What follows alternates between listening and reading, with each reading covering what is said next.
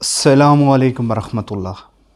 حدیث شریف میں آتا ہے، حضرت ام سلمہ رضی اللہ تعالیٰ عنہ سے روایت ہے کہ جس شخص کا قربانی کا ارادہ ہو وہ عشرہ ذی الحجہ کے داخل ہوتے ہی اپنے بال، ناخن اور اپنے جسم کے کسی حصے کو نہ کاٹے۔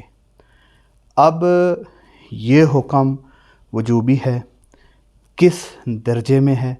بعض لوگ اس کو وجوب کے درجے میں سمجھتے ہیں اور لوگوں کو کہتے پھرتے ہیں کہ عشرہ ذی الحجہ کے داخل ہونے کے بعد جو شخص بال، ناخن وغیرہ کاٹے گا تو گناہ گار ہوگا۔ حالانکہ ایسا نہیں ہے، فقہاء کرام نے لکھا ہے کہ یہ استحباب کے درجے میں، جو شخص اس پر عمل کرے تو اس کو ثواب ہوگا، نہ کرے تو شرعاً گناہ گار نہیں ہوگا۔ ایک بات، بسا اوقات ایسا بھی ہوتا ہے کہ کسی شخص کے زیر ناف بال یا اس طرح جو بغل کے بال ہوتے ہیں اس کو کئی دن گزر چکے ہوتے ہیں، مطلب ہے کہ 40 دن گزر چکے ہوں تو ان کو کاٹنا واجب ہو جاتا ہے۔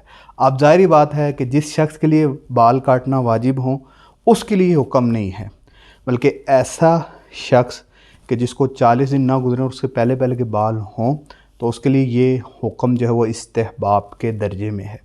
دوسری بات یہ ہے کہ اگر کوئی شخص کاٹ لیتا ہے تو گناہ گار نہیں ہوگا۔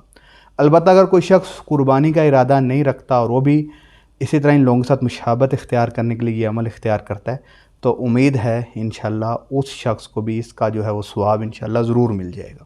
تو خلاصہ یہ ہوا کہ عشرہ ذی الحجہ داخل ہوتے ہی یہ جو نبی کریم صلی اللہ علیہ وسلم کی سنت ہے یہ بندے کی طرف متوجہ ہوتی ہے، کوئی وجوبی امر نہیں ہے، کوئی کاٹ لے تو گناہ گار ہوگا۔